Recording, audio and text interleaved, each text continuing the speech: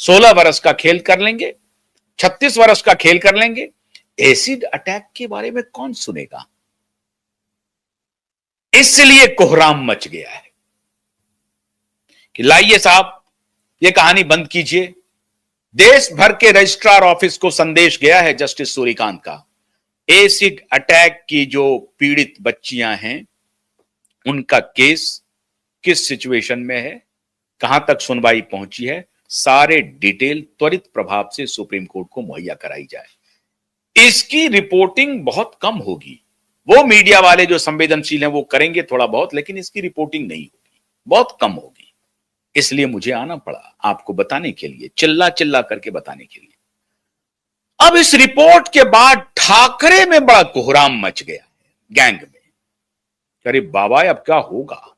11 दिसंबर आ रहा है और 11 दिसंबर के लिए जस्टिस सूर्यकांत का एक एक मूव नजीर बनते जा रहा है। और ध्यान से सुन लीजिए मुंबई हाई कोर्ट, ये सारी चीजें जो हो रही है ना, ये आप लोगों के लिए ही संकेत है।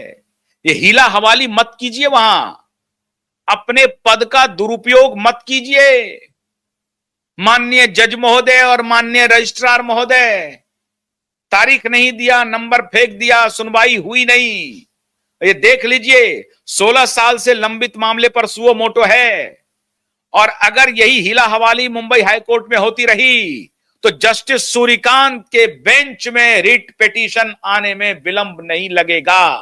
और मुझे पूरा उम्मीद है कि जस्टिस सूर्यकांत के बेंच में अगर रिट पिटीशन फाइल हुआ तो फिर वो दिन ठाकरे एंड गैंग के लिए समझ लिए कि दुर्दिन हो जाएगी। इसलिए यह सारा संकेत, जस्टिस सूर्यकांत का यह रूप, ऐसा लग रहा है कि स्वयं ईश्वर ने भेजा है। और बाकी दलाल लोग जो प्रचारित करने में लगे हुए हैं कि भ्रष्टाचार किया, ये किया, वो किया, वहां प्रॉपर्टी खरीदी, वहां खरीदी। एक कारावान मैगजीन है, उसका धंधा ही यही है, वो धंधा ही यही है उनका। कांग्रेसियों की कोई रिपोर्ट नहीं छपती कारावान में। मैं जानता हूं कारावान के पूरे ऊपर और नीचे सबको, कभी उस पर भी चर्चा करूंगा। ये कारावान वाले कौन है, क्या खेल चल रहा है, सनातन विरोध का जो एजेंडा चल रहा है ना, और कैसे उनका बेटा कहां कहां घूमता है, सब मालूम है। सब पर से पर्दा हटाऊंगा।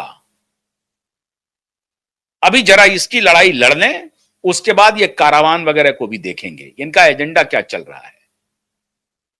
तो इनको सूर्यकांत जो इस तरह के संवेदनशील काम कर रहे हैं, उनको कह दो कि भाई ये था। अब वो उनके पर्सनल मामले में मैं नहीं जानना चाहता, क्या है जस्टिस सूर्यकांत का मामला नहीं है ये तो मैं नहीं कह सकता, लेकिन उनके खिलाफ जो विशियस कैंपेन चलाए गए उनको मैं जानता हूं, उनको मैं ठीक तरीके से जानता हूं।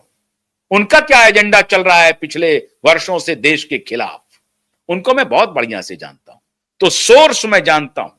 इसलिए मुझे लग रहा है कि जस्टिस सूर्यकांत के खिलाफ जितनी बातें की गई हैं उनके द्वारा, ये सब प्रायोजित खेल है। क्योंकि उनको मालूम है कि ये तथाकथित अंग्रेजी दांजो एक चौकड़ी बैठी हुई है वहां पर, डबल शॉट कॉफी वाले और मालबोरो सिगरेट वाले, ये इनकी जो चौकड़ी वहां बैठी है ना, उस चौकड़ी को पच नहीं रहा है। ये देसी जस्टिस आ गए ना। वो कह रहे हैं, जस्टिस सूर्यकांत कह रहे हैं कि मैं हिंदी में सुनूंगा, मैं रात में भी सुनूंगा, कॉमन मैन आएंगे, मेरा दरवाजा खुला है, ऐसी बात कर रहे हैं वो।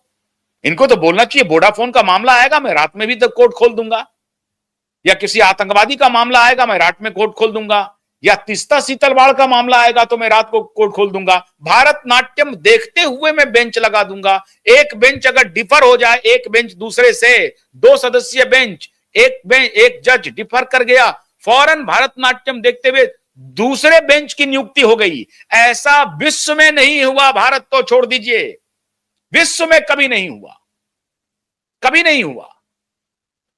हां, जो हुआ वो कांग्रेस के जमाने में जो पाप हुआ था ना, वो जस्टिस जानते हैं ना, आसाम के जस्टिस को इस्तीफा दिलवा दिया, राज्यसभा चले गए, फिर जस्टिस बना दिया, फिर चीफ जस्टिस बना दिया, फिर वर्डिक्ट दे दिया, फिर चले गए, फिर राज्यसभा आ गए। ऐसा कांग्रेस ने किया। मतलब इतने कुकर्म किए, इतना पाप किया है कि इनको बोलने का मुंह नहीं है। तो तीस्ता सीतलवाड़ की को कोई पुलिस गिरफ्तार न कर ले, इसलिए गुजरात हाईकोर्ट के फैसले को सेट असाइड करने के लिए 2 सदस्यीय बेंच बैठी। एक बेंच ने गुजरात हाईकोर्ट के फैसले को अपील किया और कहा कि नहीं, वो जो भी उन्होंने कहा है वो ठीक है।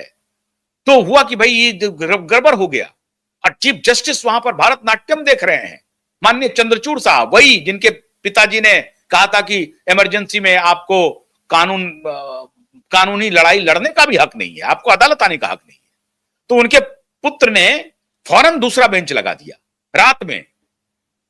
क्यों? क्योंकि तीस्ता सीतलवाड़ जो है एक ऐसे परिवार से आते हैं जो जिनके पिताजी नेहरू के मित्र थे साहब, उनकी family solicitor general, attorney general, पता नहीं क्या क्या जनरल थे सीतलवाड़ फैमिली। तो सीतलवाड़ आ गई, उनकी पुत्री आ गई, उनकी बेटी आ गई, उनकी पोती आ गई, तो सीतलवाड़ आ गई। तो सीतलवाड़ के लिए भारतनाट्यम देखते हुए शनिवार के दिन भी छुट्टी है, मान लीजिए कोर्ट में, तब भी रविवार शनिवार कुछ नहीं होता है। सीतलवाड़ के लिए फौरन से पेशतर 3 सदस्यीय बेंच बैठ गई और फिर उनको बेल मिल गया। मतलब अपने लोगों को बिठाया गया। और ये एक धूर्त पत्रकार पूछ रहे हैं जस्टिस से कि पत्रकार को बचाने के लिए आपने फौरन काम किया। मतलब एक पत्रकार को जब अरेस्ट किया था, उनको बेल देने का, अरेस्ट नहीं, वो तो अरेस्ट हुआ, वो जेल में रहे, 14-15 दिन जेल काट करके आए। लेकिन एक तो अरेस्ट नहीं हुई, जिनको अरेस्ट करना था वो अरेस्ट नहीं हुई। जिस दिन अरेस्ट वारंट निकलता है उसके 2 दिन के अंदर में बेल मिल जाता है सुप्रीम कोर्ट में। लेकिन वो छदमी पत्रकार, वो झूठा पत्रकार, वो भ्रष्ट पत्रकार उस पत्रकार की दुहाई दे करके उसी जज को सवाल पूछता है, लेकिन उसी जज से उस तीस्ता सीतलवाड़ के बारे में सवाल नहीं पूछता है। यह है इंटेलेक्चुअल डिसऑनेस्टी, इसे कहते हैं भ्रष्टाचार, इसे कहते हैं बेईमानी। यह हो रहा है इस देश में। तो जस्टिस सूर्यकांत के खिलाफ जो काम चल रहा है, आज जस्टिस सूर्यकांत कॉमन मैन के लिए, एसिड अटैक की पीड़ित बच्चियों बेटियों के लिए जस्टिस सूर्यकांत का यह फैसला नजीर बनेगा, इस देश के लिए नजीर बनेगा। और उन पापी हत्यारों बलात्कारियों के लिए नजीर और डंडे की व्यवस्था हमारे जस्टिस सूर्यकांत ने कर दी है। इसी के लिए ठाकरे अब कांप रहा है मुंबई में। 11 दिसंबर आ रहा है, ठाकरे के दिन गिनती के बचे हैं, इंतजार कीजिए। और जब तक जस्टिस सूर्यकांत हैं, आपको न्याय की आस